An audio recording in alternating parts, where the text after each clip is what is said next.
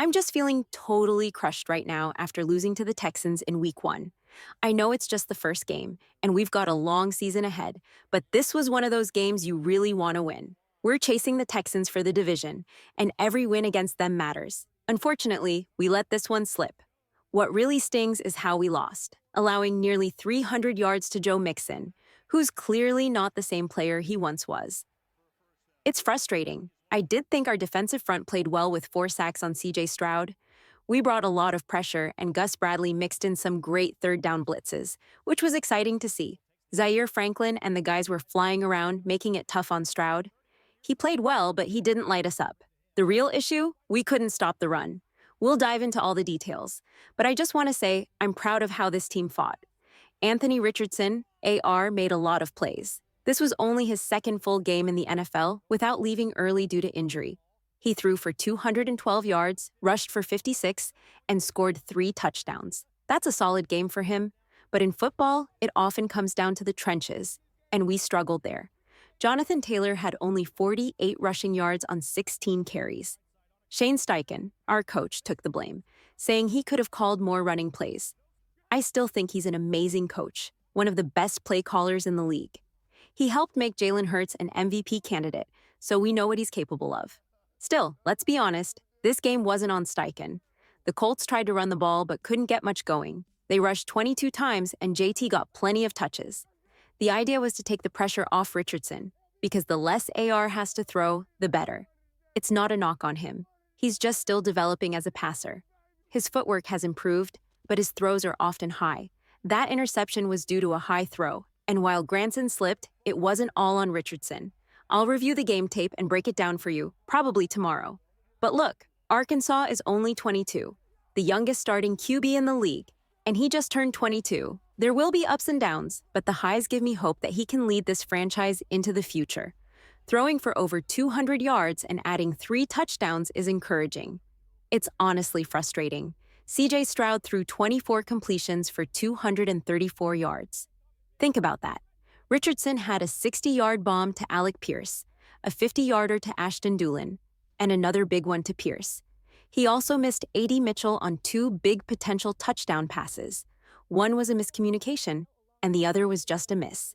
But despite those misses, I'm proud of Richardson. If I could talk to AR right now, I'd tell him he played his heart out, and this team will make those plays next time we face Houston. We'll be ready. This is one of those games where you can't beat yourself up over it. It's week 1. Yes, if it were week 18 with playoff implications, that's a different story. You might feel crushed after that, but not in week 1. We just went toe-to-toe with one of the best teams in football. Almost everyone is picking the Texans to win the division. People are even calling them Super Bowl contenders. The Colts were at home, and yes, we lost by 2 points. But this is just the start. Things will be different as the season goes on. Once JT is back running the ball and Richardson gets more accurate, this offense is going to click. To be honest, I don't think the offensive line played that great. They got dominated up front, which was disappointing. And when Richardson got slammed to the ground, it was like the O-line didn't even care. Normally, when your quarterback gets hit like that, you expect your offensive line to step up and protect him. I don't even mind if we got flagged for it, but you've got to send a message when your franchise QB gets slammed like that. The fact they just walked off the field didn't make sense.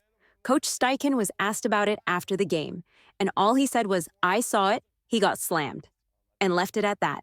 I get it. He's an NFL head coach and has to be careful with what he says. But if I were up there, I'd have said that the O-line should have had our quarterbacks back. It's football, it's physical, but you've got to protect your guy. It's just my opinion, but I feel like we missed an opportunity to fire everyone up. As for the receivers, Michael Pittman had a quiet game with 4 catches for 31 yards. Most of our passes were deep balls, 40, 50, 60 yards. We didn't have many short throws. Pierce had a great game with 3 catches for 125 yards and a touchdown. Ashton Dulin had 1 catch for 54 yards and a touchdown. A.D. Mitchell only had 1 catch for 2 yards on a little swing pass, but he could have had 2 touchdowns. One of them I can't fully blame AR for. Mitchell got held, which slowed him down. If not for that, he probably catches up to the ball. The other one was just a miss. AR thought it was a shorter route and threw it too deep. The passing game still needs work. This is something I've been saying all summer. The passing game wasn't great in training camp, and it showed today. But there's time to fix it, and I'm confident they will. The reason I was optimistic going into this game is because of the big plays we saw during training camp. What we witnessed in camp is exactly what we saw in this game. Some people say, it's just training camp. But no, this is what happened. All camp long, the Colts' passing game wasn't great, but they made explosive plays. Alec Pierce had some deep catches, Ashton Dulin had a big moment, and that's why it's frustrating that we lost by just 2 points. We gave up 23 yards on the ground, and Jonathan Taylor only managed 48 yards on 16 carries. That's about 3 yards per carry, which is bad for someone like JT. If you told me he'd average 3 yards per carry, I'd expect we'd lose. And while we did, it wasn't a blowout. It was close. That 2-point conversion we failed was interesting. Richardson looked like he was going to run it into the end zone, but flipped it to JT at the last second. JT tried to cut inside, but didn't make it.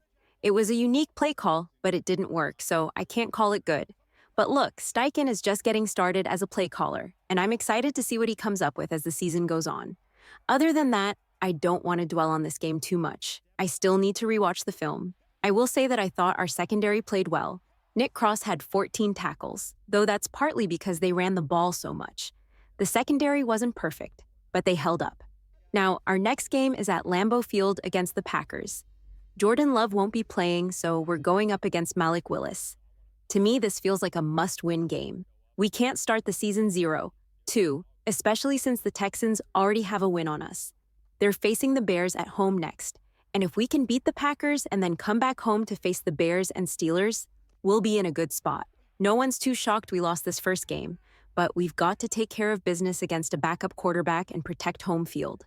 Looking at the schedule, we only play 3 Super Bowl contenders this year. The Texans, Bills, and maybe the Dolphins. I think the Texans and Lions are legit contenders, while Buffalo and Miami are debatable. But overall, the schedule is pretty soft, so I'm expecting the Colts to win 10 to 12 games this season.